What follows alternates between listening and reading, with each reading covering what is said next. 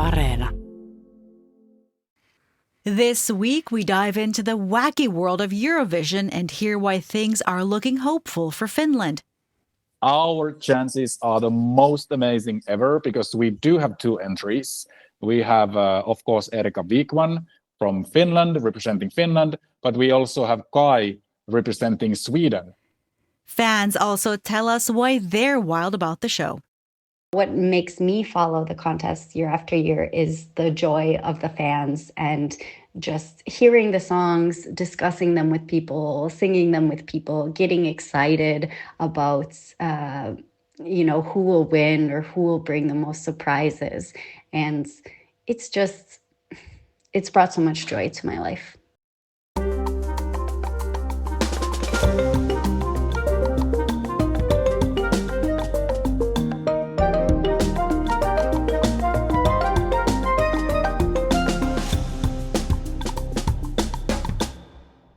Hello and welcome to All Points North. I'm Ronan Browne. And I'm Zena Iovino. And we have a special guest with us in the studio, our colleague and resident Eurovision expert, Mark Odom. Hey, thanks, guys. Let's get this show started.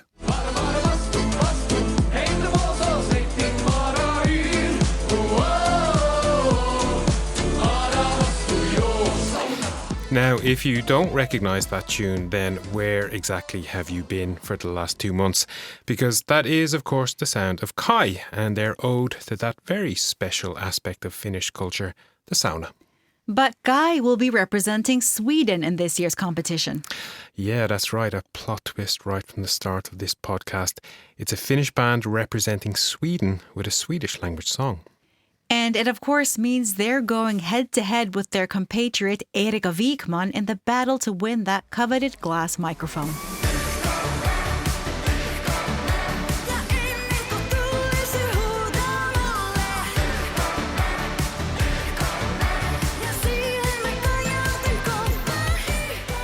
Yeah, so with Erika and Kai going head-to-head, I guess it can be said that Finland kind of has two entries in this year's Eurovision. And I don't think I'm exaggerating when I say that the decision about who to support has split this country right down the middle over the past few weeks. Or maybe actually not quite right down the middle, because a survey by Helsingin Sanomat published this week found that 59% of people in Finland want Kai, which is again the Swedish entry, to win, compared to just 19% for Erika Wikman.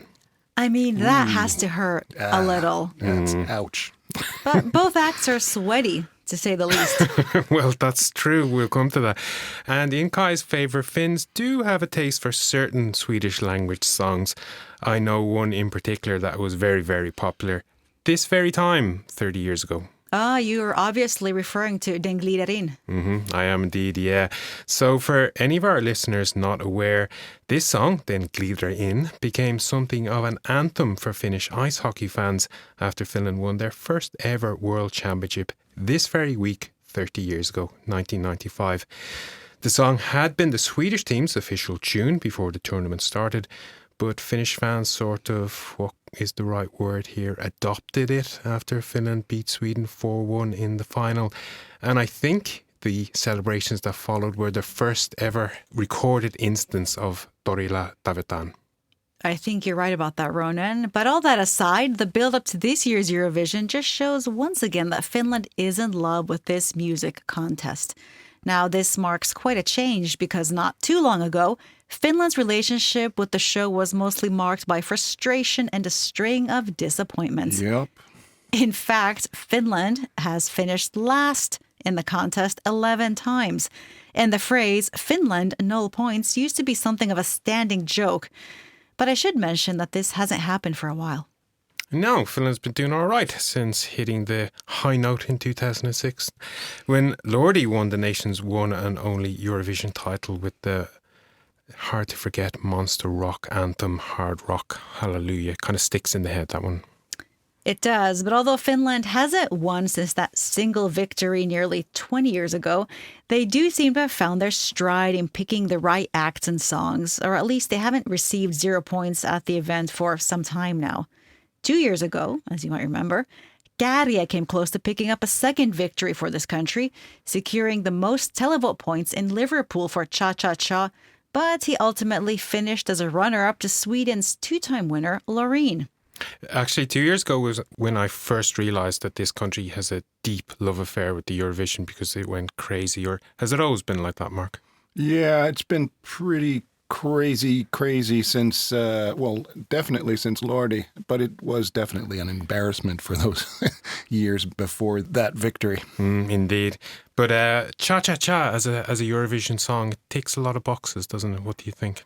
Ticks a lot of boxes in terms of party. It's crazy, it's party. And that's what Eurovision basically is. Yeah, for me, it was like it was a catchy tune, bit of a unique performance, and, well, it didn't take itself very seriously. So I guess that would be my recipe for winning Eurovision. But he performed in Finnish, and it still did quite well. Yeah. And that was most surprising for people. Is that a trend that's happening? Yeah. An expert I spoke with tells me that people want to hear people sing in their native languages rather than, say, English or something else. Yeah, I've noticed it. Serbian entries singing in Serbian, and I think they might have been afraid to do it in the past and thought they could only win by singing in English for some reason, but it's changed. Or like Sweden's ABBA. I mean, they sang in English. Yeah. But they went on to some larger success after that. They did indeed, yeah.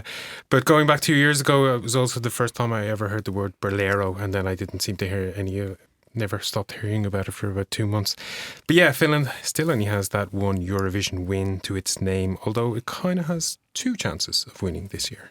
Can you explain this to our audience? Why is a Finnish band, Kai, singing in Swedish for Sweden, which is Finland's frenemy?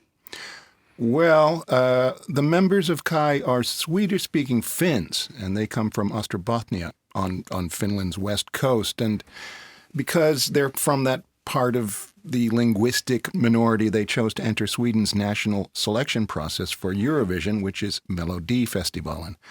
Actually, the organizers of the Swedish contest invited them to apply.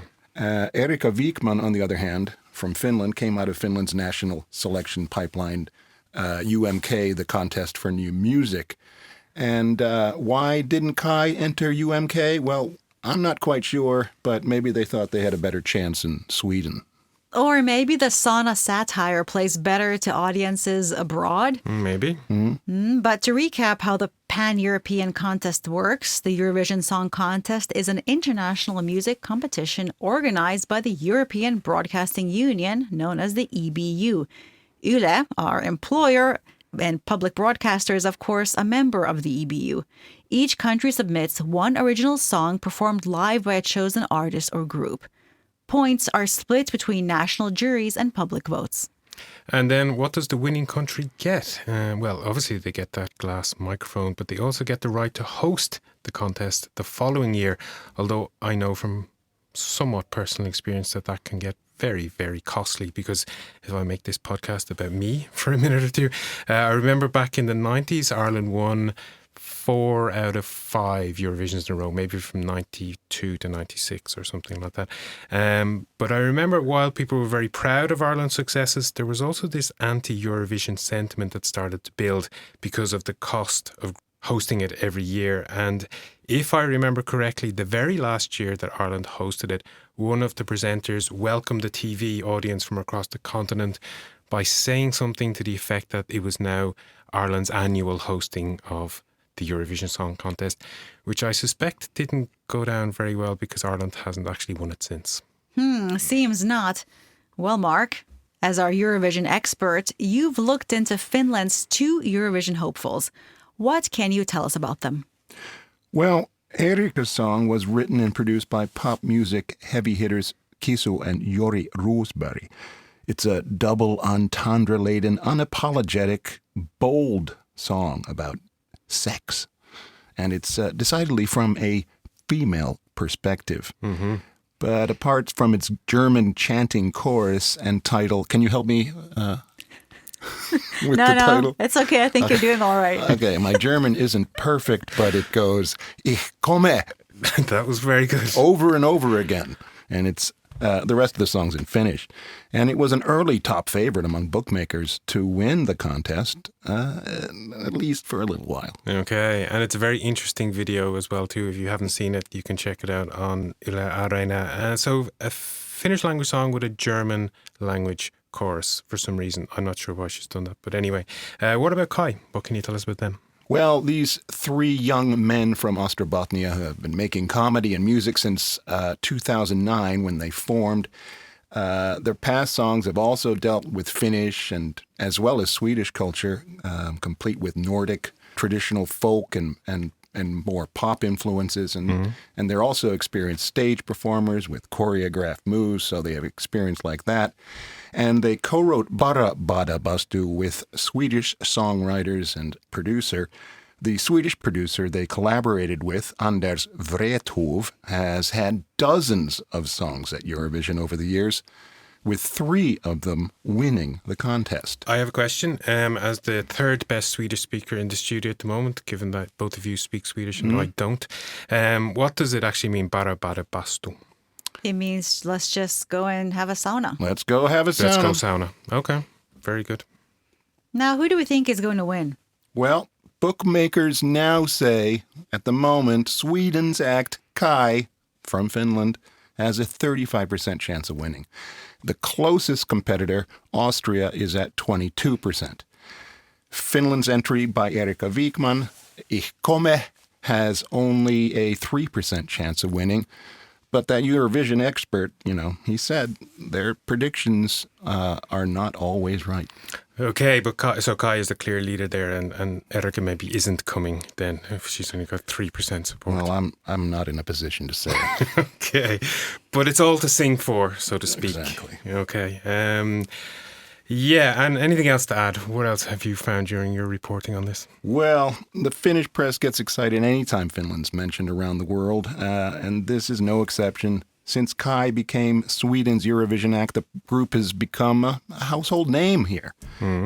They've played to packed crowds around the country. They even met President Alexander Stubb at an event in their hometown. I mean, as far as I know, the president hasn't. Who's also a Swedish speaker, he hasn't even met with Finland's own Eurovision act. So there was kind of a mini scandal a couple of weeks ago because he went to their hometown to meet them, but hadn't actually backed Erika Wikman or publicly at least.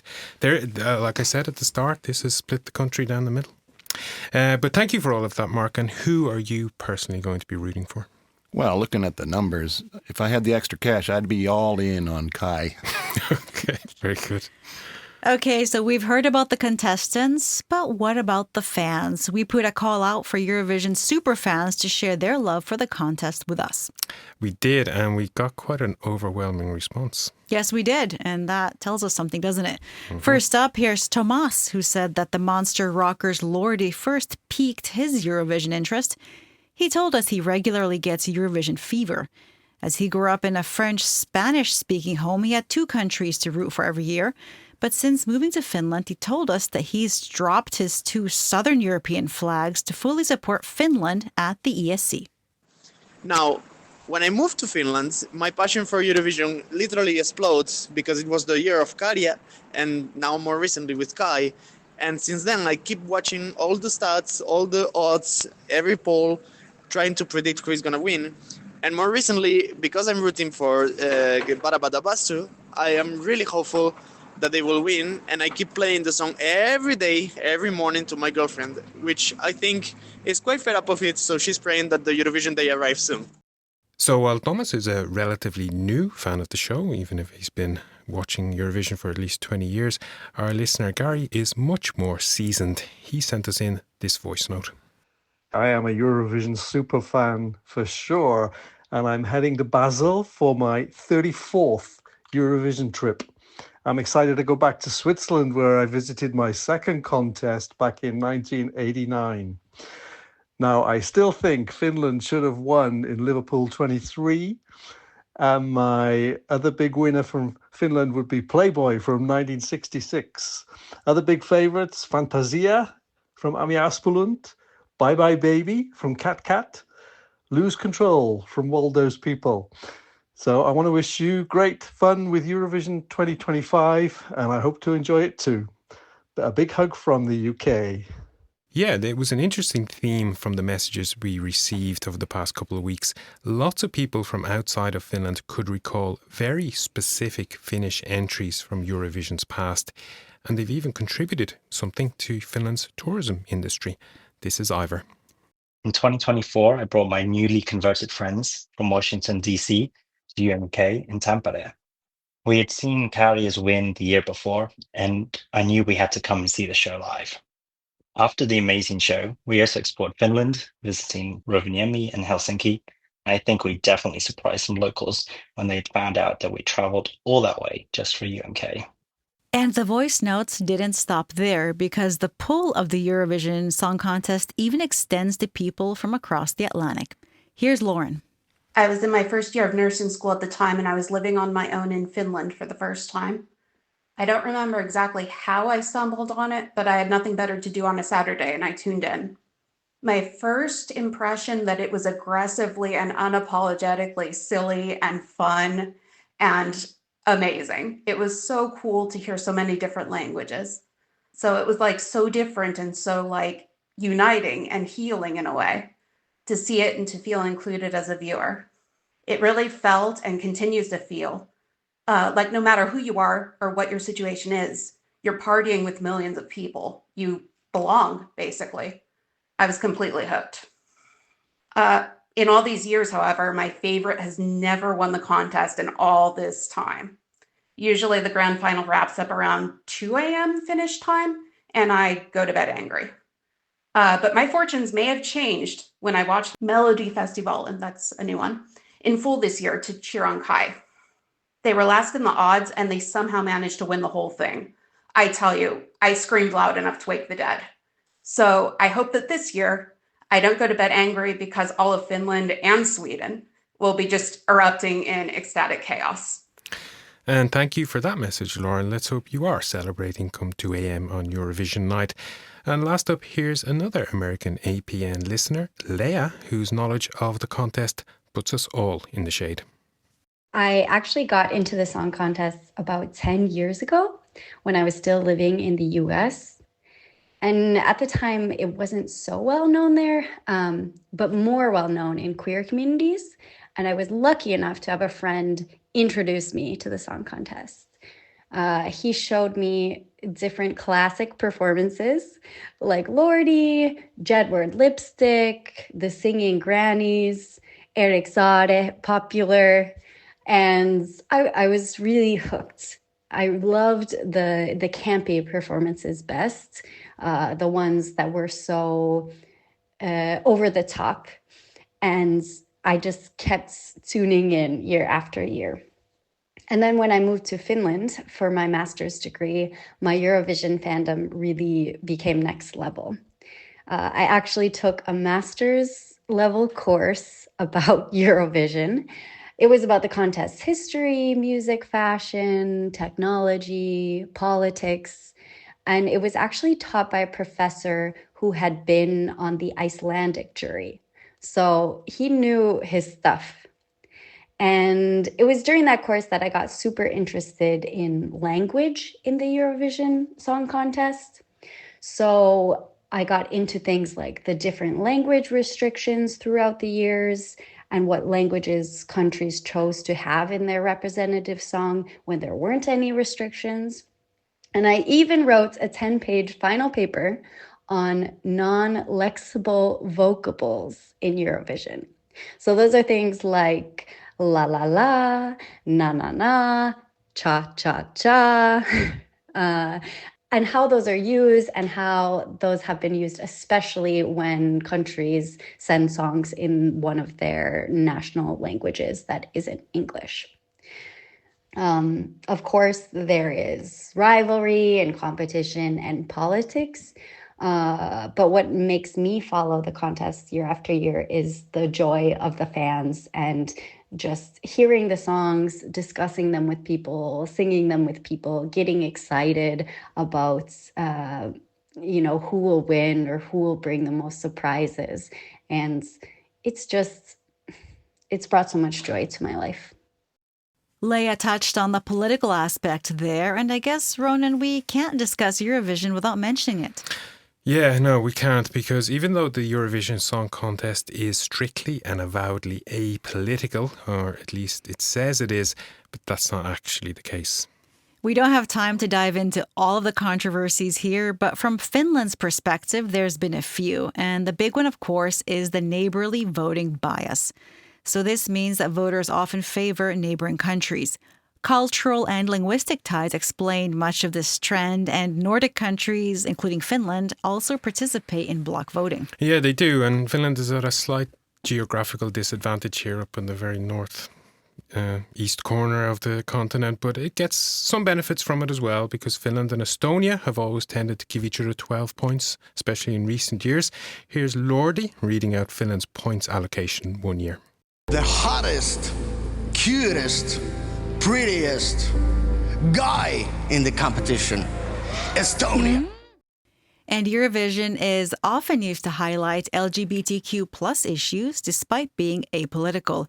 You might remember that back in 2013, Finland's Krista Siegfrieds kissed a female dancer on stage to protest Finland's then ban on same-sex marriage. And of course, this year and indeed last year, the focus has very much been on Israel's participation. Just this past week, some former Eurovision musicians, including Finnish performers, signed an open letter calling on the EBU to ban Israel due to the ongoing war in Gaza. In fact, the EBU has faced repeated calls both this year and last year to expel Israel from the contest. But it seems that's not going to happen. Here's Martin Ostral on the politics of Eurovision, or not, as the case may be. He's the show's executive supervisor. We want to focus on what unites us, and we want to avoid the things that divide us. The rules are very clear on this. We don't allow political messaging. We don't allow commercial messaging.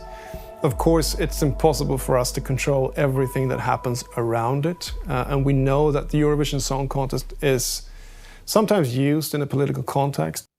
And that was ESC boss Martin Österdahl. But let's circle back to Finland. I asked Finland's Eurovision commentator Mikko Silvennoinen what he thinks about Finland's chances this time around. Our chances are the most amazing ever because we do have two entries. We have, of course, Erika Wikman from Finland, representing Finland, but we also have Kai representing Sweden. And Kai, they are a Finnish band as well. And I would say if Sweden wins, Finland wins, because it is the first time ever that a Finnish artist is representing another country. It's never happened before. And it's not only these two artists, also the songwriter for Estonia, Kiro, he is from Jyväskylä, also produced Cha Cha Cha. And also for Austria, the show, the staging is made in Finland by the UMK team. So not the song, but the staging. And they have also made the show for Cyprus. So this is the biggest year ever for the Finnish creative industry. So we have many ways to win. Why do Finns go so wild for Eurovision, considering sort of the lackluster history before Lordi? Because in the recent years, Finland has done so well. It didn't start with Käärijä. Käärijä was the peak so far, but we have been in the final now since COVID. So 2022, from there on, we've only done really, really well. And also the quality of the local selection, so UMK has gone up and the audience levels have gone up, and UMK has literally moved to the stadium. So it's become huge. So it's the popularity of the local show, UMK, it's the popularity of Eurovision has grown, and the fact that we have been very successful in recent years. Looking at the other performances this year, are you seeing any discernible trends in these entries compared to previous years? What's hot right now? Fun. Fun is hot. Now we want to be fun. And I think that's why Kai and Para Para Bastu representing Sweden, but the Finnish artists, they are really, really high in the odds. Because no one wants to talk about anything more serious or politics at the moment. Everyone just wants to kind of have a fun evening. And I think it's okay. I mean, the world might be kind of not good at the moment, but we sometimes need a break to make the world better. We need a break from it, and these fun songs at the moment are providing us with that. So I would say fun songs, comedy elements, just enjoying a party is a big theme this year. Also, this year, there are a lot of dance breaks by male artists. We've seen a lot of them by female artists, but this year there are some really amazing ones by the guys. I mean, for example, Cyprus and the Czech Republic, and I think there's going to be one from the Netherlands as well. And there we heard from Finland's Eurovision commentator Mikko Silvennoinen. So Mark, tell us, how can we watch the show? Well, Yle will broadcast the Eurovision Song Contest live on TV1 and stream it on Yle Arena. The semifinals are on the 13th and 17th of May, so Tuesday and Thursday night, while the finals will be held on Saturday, the 17th. This is the 69th Eurovision Song Contest, and it's being held in Basel, Switzerland. And just so I get my the dates in my diary correct, Kai are in the Tuesday semi-final, and Erika Wikman is in the Thursday semi-final. Is that right? Yeah, that's right. Okay, good to know. Thank you. We will, of course, be keeping you informed on how Finland's two acts will be doing in Basel on our website. That's yle.fi/news, where you'll find all the latest updates on Finland, on Eurovision, and just about everything in between. Are you throwing a Eurovision party? Who's got your vote this year? Let us know who you're betting on to take home the trophy. Here's how to get in touch. You can join the conversation too. We want to hear what's on your mind. Just leave us a voice note or text on WhatsApp. Our number is +358 44 421 0909. And now for a quick roundup of what else has been making the headlines in Finland this week. And we start with the news that a Finnish fighter jet crashed near Rovaniemi airport in Lapland. The Finnish Defence Forces said the pilot ejected from the plane before the crash and was quickly located by rescue services. There were also no reports of any injuries on the ground. The openly racist and fascist Blue-Black movement is set to return to Finland's political party register. The group says it has gathered the required 5,000 supporter cards needed to be re-registered after being removed from the register 2 years ago when its party program was ruled to be incompatible with the Finnish constitution. Yle's latest monthly poll of voter sentiment showed that support for the governing Finns party has collapsed, now coming in at just over 11%. The party registered over 20% of the popular vote at the last parliamentary election just over 2 years ago. And turning to health, a research study published this week showed that although Finnish and Swedish-speaking Finns are genetically similar, Finland's Swedish speakers generally live longer and are healthier than the rest of the population. Finland's National Bureau of Investigation suspects a former municipal politician from Lahti, Simon Ekpa, of terrorism-related offences. Ekpa has declared himself the leader of the Biafra Republic government in exile. Finland is due to return a piece of royal furniture to Benin next week, according to Beninese broadcaster BIP Radio.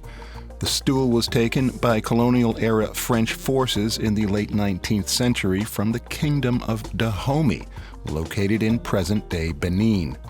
The artifact eventually ended up in Finland as part of a museum exchange in the 1930s. And finally, a new art installation in the centre of Helsinki, just outside the city's Oodi library, has been grabbing people's attention. The work is part of a campaign by the capital's Environmental Services Division to make people more aware of the items and the substances that get flushed down their toilet. I saw this story, and some of the things that people flush down their toilets really are incredible, like sunglasses and corkscrews and dentures. Yeah, there's a display case inside in the library that shows these items in it. Yeah, are there any cell phones in there? Well, they could fall out of your pocket. I would imagine so. Yeah, I'm sure every one of these items has a very interesting backstory about how they ended up in the sewage system. But the point of the campaign is quite serious, because a lot of this stuff ends up in the Baltic Sea and it poses a serious danger to aquatic life. But to our listeners, if you happen to notice lines of ceramic toilets in the main square outside Oodi, that's the reason why. The weekend is almost here, and I'm going to peruse the gallery of Eurovision performances that are available in Yle Areena. It's Europe Day after all today, all about European unity.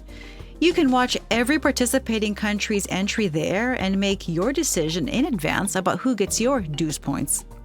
And if you subscribe to our newsletter, you get a link to our weekly viewing tip straight into your inbox. An easy way to find it is to do a web search for Create an Yle ID in your browser. So what are your weekend plans, Ronan? Well, thank you for asking, Mark. I'm going to watch a cricket game this weekend, actually, which is something I have never, ever done before in person in my life. Me neither. All right, well, I'll tell you all about it. Or you can just listen to next week's podcast because it's all in the name of next week's show when I'll be looking at the growth of so-called foreign sports here in Finland. Cool. What about you, Mark? Any special plans? Well, I'm hoping to enjoy the slightly warmer weather that's promised this weekend. And Sundays, of course, Mother's Day. Good reminder for us all, yes indeed. And that is all we have time for today. Thanks to our audio engineer, Pasi Ilkka, for putting the show together this week, and to you for listening to and supporting All Points North. I'll be back next week with a look at how foreign sports are thriving here in Finland. See you then. Bye. Bye. Bye-bye.